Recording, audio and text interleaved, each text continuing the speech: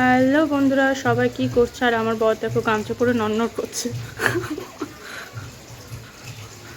তো স্নান হয়ে গেছে বরমশাইয়ের, আমি স্নান করব।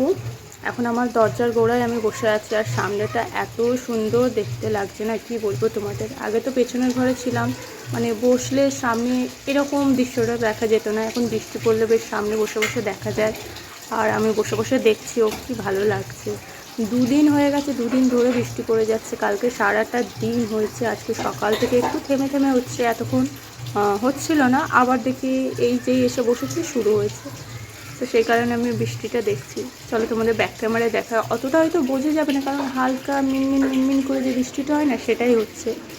তবু তোমাদের ব্যাক ক্যামেরা দেখায়, কারণ আমার দেখতে তো বেশ ভালো লাগছে বসে বসে।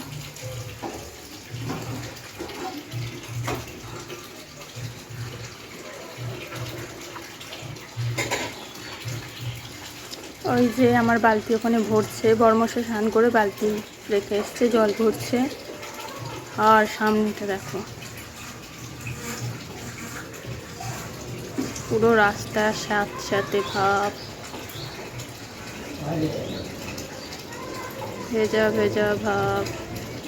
আর এখানে দেখো আমাদের জামা কাপড়, দেখো লাস্ট 3 দিন ধরে এগুলো শুকনো হচ্ছে, এখনও অবধি পুরোপুরি শুকনো হয়নি। তো চলো আমি বসে বসে একটুখানি বৃষ্টিটা দেখি, তারপর স্নান করতে যাব। আর বরমশাই ওদিকে পাগলামো করেই যাচ্ছে।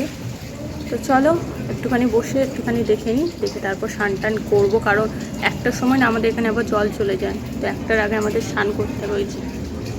জামা নেই, দেখো কাণ্ড কারখানা। জামা নেই, ঘরে সবসময় এরকম খালি গায়ে নন্নর করবো, একটা শুধু হাফ প্যান্ট পরে নন্নর করবো। ওয়ারটা বডি সবাইকে দেখাবে। তো চলো এখন বসে আছে, একটু পরে স্নানটা করি, তারপরে আবার আসছি বক বক করতে।